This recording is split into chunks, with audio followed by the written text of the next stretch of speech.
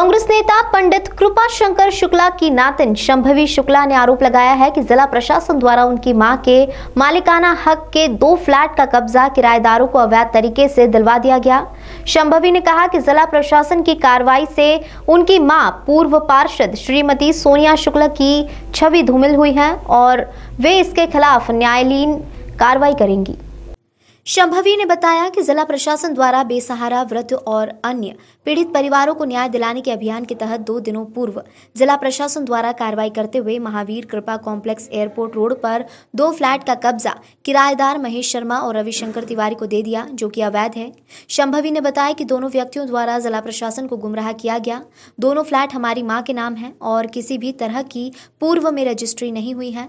इन दोनों व्यक्तियों द्वारा फर्जी दस्तावेज तैयार कर जिला प्रशासन के सम्मुख रखे गए हैं।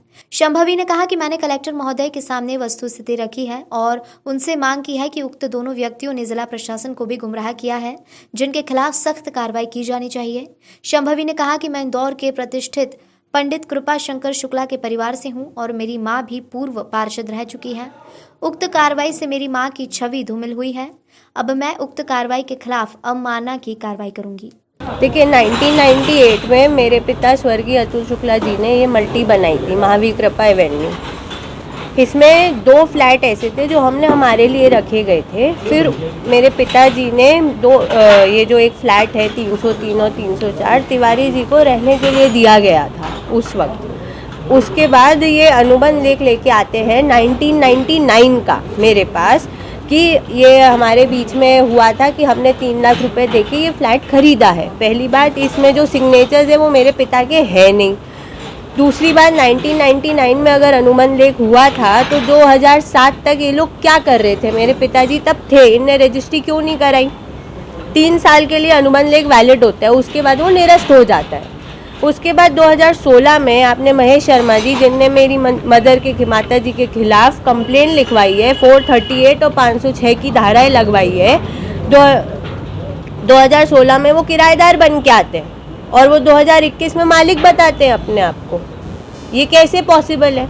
वो ज़मीन मेरी है, मेरे पिता की है। मेरे पिता के जाने के बाद उस ज़मीन का हक मेरी माँ और हम तीनों बच्चों को है। अगर रजिस्ट्री अगर उसकी हुई है, इनने जब हम 2016 में गए तो कहते हमारे पास रजिस्ट्री है, तो हमने इनको रजिस्ट्री दिखाने को बोला तो इनके पास नहीं थी। हमने रजिस्ट्रार ऑफिस में पता करवाया, वहाँ पे कोई रजिस्ट्री हुई नहीं है। कागज़ जब मेरे पास है, प्रॉपर्टी मेरे पिता की थी, तो मालिकाना हक भी हमारा है। उसके बाद ये लोग प्रशासन के पास जाते हैं, बोलते हैं कि जो भी इनने अपनी कहानी बताई होगी वो बताई, और प्रशासन एक तरफा डिसीजन देता है। उनने हमें बताना भी ज़रूरी नहीं समझा कि हमारे खिलाफ वो कार्रवाई कर रहे। मेरे कागज़ तो देखते, आपने हमें मुलजिम डिक्लेयर कर दिया। और जो आगे आप क्या एक्शन लेंगे? आगे मैं सबसे पहले तो मैंने कलेक्टर साहब को अपना पक्ष रखा है, उसके बाद मैं इन पे लीगल कार्रवाई भी करूंगी और प्रशासन से मेरी रिक्वेस्ट है कि मुझे मेरा कब्ज़ा दिलाया जाए, पहली बात। और दूसरी बात, ये शर्मा जी और तिवारी जी, इन पे सख्त से सख्त कार्रवाई करी जाए, क्योंकि इनने आप लोगों को भी गुमराह किया है। शासन आपकी सुन भी नहीं रहा है तो उसको लेकर नहीं, मैं मानहानि का केस तो लगाऊंगी, क्योंकि मैं एक प्रतिष्ठित परिवार से हूँ और मेरे परिवार ने करोड़ों की ज़मीनें दान करी हुई है। आज हमारे समाज की जो बिल्डिंग है वो मेरे परदादा ने दान करी हुई है ज़मीन। मानहानि का दावा लगाएंगे? सब पे लगाऊंगी मैं लाइन से। जिन जिन ने मेरी माता जी के खिलाफ पेपर में छापा है, प्रशासन है, मैं उसके लिए तो बोलूँगी ना। आपका नाम? मेरा नाम शंभवी शुक्ला है। मैं